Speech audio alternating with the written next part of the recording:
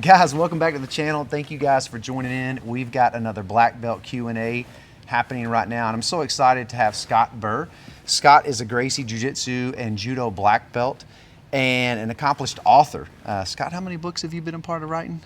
Oh, a lot. Like 7 is Yeah, what I've many. seen, something like Yeah. that. That's awesome. Founder of both Enclave Jiu Jitsu as well as Black Market Kimonos, which our gym has a nice little custom one that is thank you, guys. very, very grateful for that.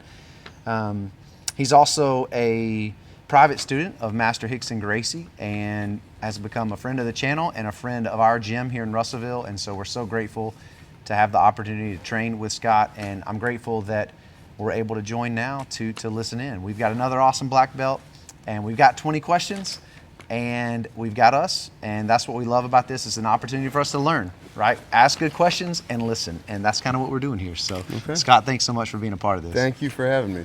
I really appreciate you guys having me out and sharing the mats with me. This has been a great time. Very cool. All right, you ready? Yeah. All right, first question. We'll keep it nice and easy. Okay. What led you to your first jiu-jitsu class?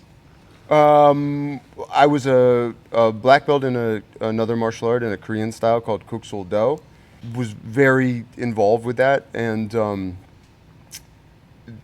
I was trained. You know, we were. I often say this that we were a very traditional school, but we also it was a really neat school in that it was very interested in having realistic skills. We didn't just, you know, we had as much as, you know, within traditional schools sometimes we have our own ideas and illusions about fighting, right? But we tried to be realistic, and so when the Ultimate Fighter and then those things came on the scene, it sort of became like undeniable that like, okay, we are really missing some stuff here. And, and so really started to open our eyes. And the head instructor at that school said basically we need to start bringing jiu-jitsu into this, and so he sought out. There was a Hoyler affiliate in Cleveland who was, the school was run by a blue belt at the time. His name's Darren Branch. He's a black belt in Vegas now. And we started training with him. That's awesome. So how many years have you been training in Brazilian Jiu-Jitsu at this point? 19. Wow. That was 2006. That's awesome. What's one piece of helpful advice that you've received during those 19 years? I'm sure you've had a lot of advice given. And now you're at a place where you're giving advice. But just, is there something that comes to mind that there's a piece of advice that someone offered you that was helpful for you as you were coming up? So my first instructor, Steve Maxwell, right, some people know, big in strength and conditioning. And then as he got older, he was also Helson's first black belt. He was early American black belt. And I was lucky enough to meet him during a phase of his life where he was going from being, you know, a stud athlete to being, you know, an aging stud athlete. Yeah. And so his focus really started to shift during my journey with him, and he started becoming very emphasizing sustainability, longevity, intelligent training practices, having a right perspective about what you're training to accomplish. And so I was lucky enough through my 30s basically to get a lot of those lessons secondhand that many people are sort of forced to learn in their 40s and their 50s. Which, I mean, I'm entering into my mid 40s now, and I'm sure I'm gonna learn those lessons all over again. But I didn't do a lot of things I think I might have otherwise done. A lot of unsustainable training practices I got away from. So that was really valuable. Okay, that's good advice. What do you consider the hardest belt to get and why? Like out of all of them, like for you, even for you personally, maybe which one was maybe the hardest for you? Because a lot of people hit roadblocks, and you know, we know there's some people end up quitting jiu-jitsu. A lot of people actually, very few that start end up at black belt. Yeah. So what for you? What would you consider like one of the hardest belts? I think, I don't know if it was the hardest to get, but brown belt was the hardest belt to be. Like I really, like brown belt was a stressful belt, and I don't know if it was just me or if it's kind of the belt, but I feel like, I always say like brown belt was the belt where I had the thought, what if I just quit jiu-jitsu? Like it would just occur, like I wouldn't even be thinking about it, and it would just suddenly occur to me. Like you could just walk away from this.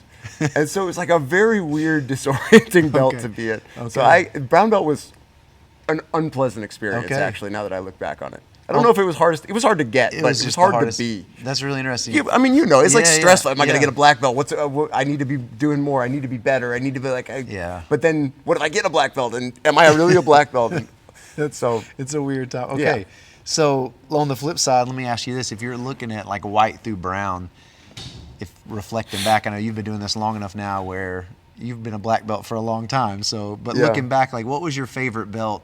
blue. Obviously not brown. Okay, so blue. Blue. What was it about blue that you loved? Because white belt, you're awful, right? You're so bad. And within the context of being bad, everything that you do that feels like that you succeed is like, you're like, this is amazing. Okay. Oh my God. Like, so what stands out in your head, you leave training and maybe you only hit one submission, but that's all you're thinking about. Yeah. Brown belt was the opposite of that. Brown belt was, I did everything right, but I screwed up one thing, and that's all I'm thinking about. wow. Right? So blue was like, I felt like Okay. a monster. I felt excited. I felt like, That's cool. Yeah. That's a good distinction. blue was Okay. fun. What's Everything a- else. what's a common mistake that you see people making? And regardless of, I mean, could be white belts, could be knee level. Is there, or even principally, do you feel like there's a mistake that you see? You know, you travel a lot, you Yeah. go to different gyms. Is there kind of a common ground? What's something you feel like is people are doing that's kind of just a common mistake you see people making? In terms of their training, in terms of Sure, their it could approach, be, in could terms be of any angle. Yeah, any angle. Oh, that's a tough question. Okay. I know this is supposed to be quick, isn't it? Yeah, no, rapid Yeah. fire's like ish, you know. Well, this is in fairness. It's a heavy question to ask. Yeah, you're right. You're right. Yeah, everybody puts their foot wrong in the UPA. Yeah. Done. Yeah. No. Jeez. I really want to give it. We'll come I back. really want to think about it. Yeah. No, we'll circle back to that Okay. one because you're right. And in fairness, this is only the second time I've done this. Okay. So the questions are being crafted as we go here. So, I mean, I've got them, but they probably, some of them can be tweaked. That's a heavy one. That's good to know. What's your favorite thing about jiu-jitsu? Like at this season right now for you, 19 years in, you're still training. Clearly you love it. You have a passion for it. Like what do you love most about it? The part of it that I love the most is getting, like I always say it's like running off into the woods when you were a kid and just like exploring. Okay. Right, where you don't know what you're gonna find. I love just going down into the weeds and like Okay. finding these little insights. It's like that's I'm so happy to do that. I'm like Okay. a kid playing in his room. You know, it's just like I love doing that. And so Okay. when I doing that and then finding people that I can do that with, yeah, that is the main That's awesome. thing about I like this for that's me. a cool analogy. I like that. What's your favorite thing about teaching jiu-jitsu? Same thing. Okay. Yeah, that's the invitation for people to go into the woods with you. Well, also that like that's why like this weekend I'm with you guys. It's like I was like I don't know, seminar. I don't know. I want to work with like one-on-one in small groups because when somebody comes to me with like I'm working on this and I'm kind of seeing this, man, we get so right in it and we're just exploding. Yeah. Well, tell me about like what's the problem you're facing? Oh, is this what happens? And suddenly we're just in it and we're just going through it together, Okay. and that's I can get lost in that. And with a big group, it's harder to do that because everybody's Yep. different places, Yep. and I'm just kind of trying to teach something that. So I love sharing that experience with That's people. cool. Do you have what would you consider like a challenge when it comes to teaching? I know that like that in itself, you just identified like a large group. That was a cool distinction you made. In a large group, one challenge is you can't kind of tailor, custom fit it to Yeah. those smaller groups. But just even a small group setting, what do you think is like for you, like one of those challenges? Like what are teaching challenges or what are personal Like challenges? teaching for you, like a challenge. Because you're really good at like one thing out, like you communicate really. That's one thing. Like I know we were talking about, like we appreciate the way that you can communicate, and there's phrases that you'll say that stick. Like, that's neat. But obviously there's challenges, and you've crafted that, I'm sure, over the years. But are there things that just challenges you face when it comes to teaching, whether it's helping someone understand a technique or maybe something's not clicking? Like I don't know. I'm just curious for you. You've taught a long time, so I'm curious. I think there are layers to that Yeah. answer. Okay. I know that long story short, I ran a school for a long time, and I eventually decided I needed to not do that anymore because Okay. it was sort of ruining my relationship to jiu-jitsu. It was starting to become something I felt like I didn't enjoy. Okay. And part of that had to do with the fact that I put a lot of pressure on myself to, there's a phrase that we talk about in Richard's book where Horian used to say there's no such thing as a bad student, there's just a bad teacher. And so when my students didn't understand, I really took that personally. I carried it. I always say it's not necessarily heavy, but I carried it very heavily. And I carried it very heavily for a long time. And one of the challenges for me, and it's kind of a challenge that I'm like kind of trying to find a solution for right now, is that I'm a very specific note that I hit. Like the way I talk about jiu-jitsu, the way I think about jiu-jitsu, the way I want to have a class where I'm happy talking about ideas. And, like we were here last night and I sort of like taught some moves and then I was like, here's the principle and like, here's the idea, let's try to explore this. I look out at rooms full of people and I just see, not here necessarily, but I looked out at rooms and I see like the blue belts going, just show me a move. What are you what class do you think you're teaching? This is a jiu-jitsu class. Show me the Kimura, show me how to be better at it. And so I really realized that like part of the stress I put on myself to be a good teacher, it's like at a certain point I had to realize, you know what, like you're a very specific kind of teacher for a very specific kind of student. That's good. And you need to not expect every student to get you and you to not get every student. I like that, yeah.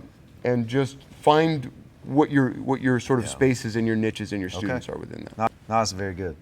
What's one thing you wish you knew earlier in your journey? Just one. I'm sure. I mean, I think the problem is that you know it. You just don't believe these things where you're just like, yeah, one day you're going to be the guy who like, it takes you 10 minutes to warm up. Yeah, one day your back and your hips are not going to feel like they do. Like I keep thinking about this more and more, where you just like, it's funny. I don't know if everybody does this, but like, I feel like when you're young, you see old guys, and by old guys, I mean like in their 40s. Like our age. And you go, and you kind of, you like blame them for being like, somehow it's their fault that their shoulders are messed, you know what I mean? Yeah. And then you wake up one day and it has happened to you. And you're like, wait, I didn't do this. And it's like, I wish, you can't, it when you're young. Sure, They always say, you're going to be like, this is going to be you one day. Yeah. And you know it, but you don't know, it doesn't mean anything until you do it. I like asking this. This next question is fun for me because I've thought about it a lot. But how do you define success in jiu-jitsu? Because so many people kind of can get caught up in that trap of, I'm getting submitted, I'm horrible, or I'm tapping everyone, I'm amazing. It's like, how do you define success for you personally? I mean, I'm learning something. Am I interested? And am I intrigued? Did I see something? Every time I like that little detail we talked about today. Yeah, that was so cool. Just like that was such a successful. That's awesome. Class. So success for you is the illustration of the woods. Is I'm getting to be in the woods and I'm finding neat things in the woods. Yeah, awesome. Like I found something. I like that. And it can be the dumbest, smallest thing. Those are the best, but it's right? like, oh my God, that's so cool. Have you seen this? Look at this. Is there anything you see hurting jiu-jitsu like as a whole today? And like if so, what would be maybe something that could help resolve that? So I think the obvious answer is that like there's a lot of toxicity that can happen around the competition scene, and the MMA scene, and the so the easy answer would be that. And if you sit in your home gym, and you basically you're like have your immediate community, and then your only reference point for the broader jiu-jitsu community is what you see on Instagram, and you see people on there trash talking, right? you have a tendency to think that's a big problem. Yeah. But the reality is, I mean, I drive around, I travel around, I teach different places, and like, I've ended up in very few toxic rooms. So the culture of gyms is very rarely, like, I just feel like that toxic thing that is in the limelight is actually not terribly representative of, so I think it's a problem, but I don't think it's as big a problem as it's easy to feel like it is. No, that's cool. You know, like, that's a good word. You got a ton of students, I see smiling faces, everybody's helping each other out. This is not like, that's you cool. know, That's alpha good. males trying to like be the king of their own little kingdom. You know what I mean? It's like, it's not that thing. Yeah, that's awesome. Lots of benefits to jiu-jitsu. Like for you, what's one of those that you've learned to appreciate over the years of what jiu-jitsu brings to your life and how it benefits you? Like, just so if you think about, you know, like what's one of the greatest benefits for you personally that jiu-jitsu brings to your life? I think, you know, so there's a real like chicken and egg question there, right? Which is like, it's like, okay, another long answer to a short question. No, you're good.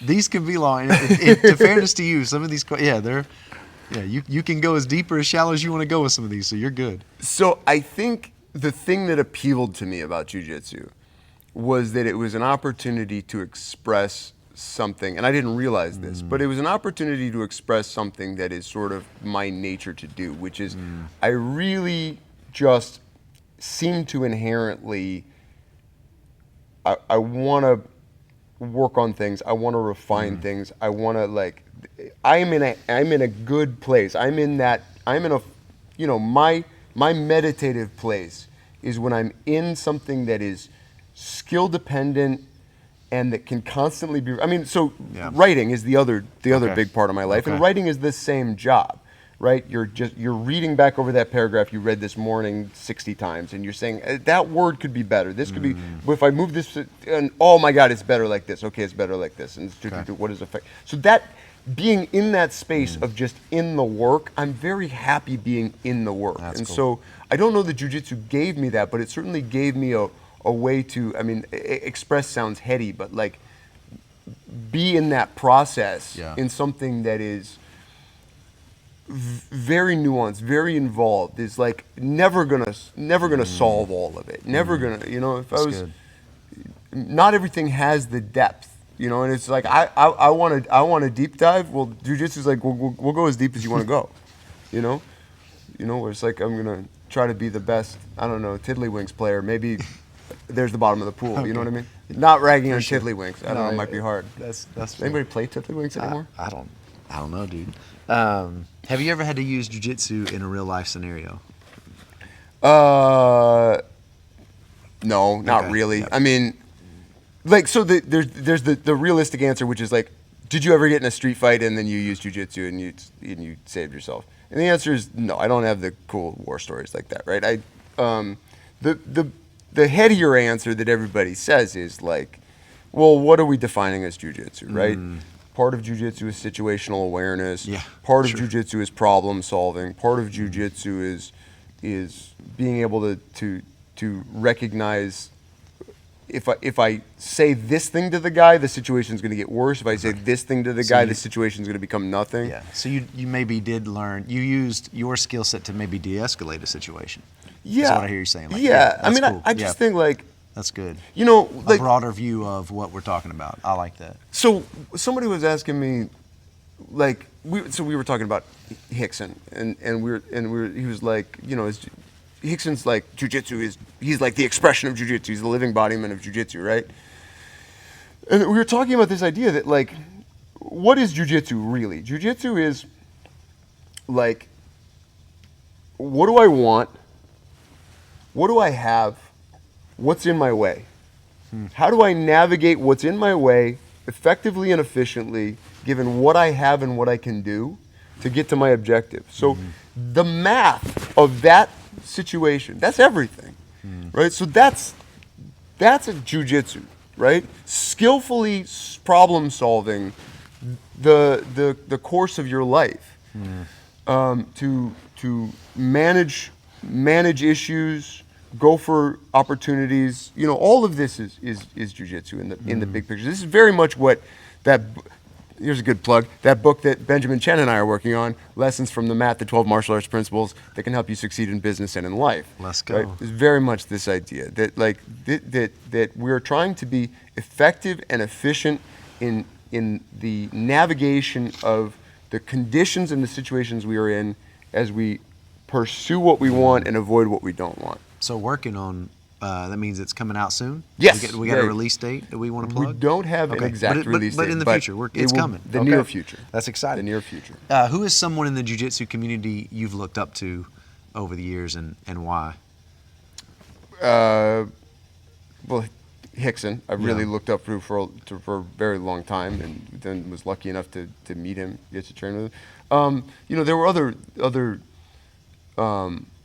competitors and figures in the world that I was really, I mean, obviously like Hoyce and Henzo. I mean, just all these guys I really looked up to. For sure. But yeah, I mean, Hickson was like my dude. Yeah. Is there? You know? Yeah. Is there? And you train with him? Yeah. Like, is there? What is it about him that you respect so much? You know, maybe just like.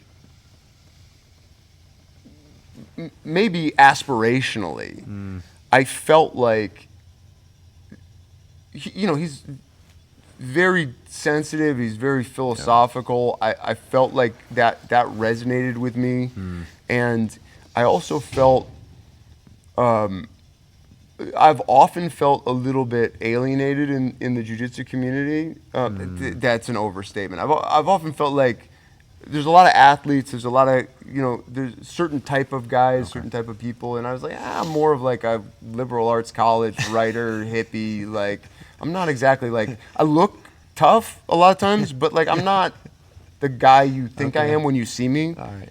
And so, sometimes I felt like maybe this isn't my world, but like, I would see Hickson and I'm like, no, I feel like this guy is somebody who I feel a connection to as a person.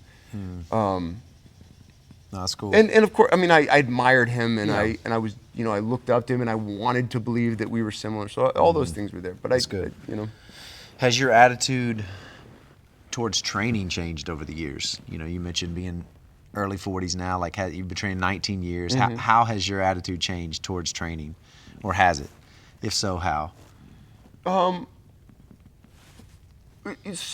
you know, in the beginning, success is so elusive. Success on the mat is so elusive that in the beginning, your goal is just to succeed. You know, where it's like, even if you don't think, you know, if you're like, it's not ADCC, you don't need to go for the kill. You know, don't treat training like competing. I treated training like competing, and so there was a definite shift where, you know, and I think we all reach that point, or should reach that point, where we're good enough and we're good enough for the group we're in, where we probably don't actually have to get any better, right? Where all the answers we have work for all the problems we're facing. Okay.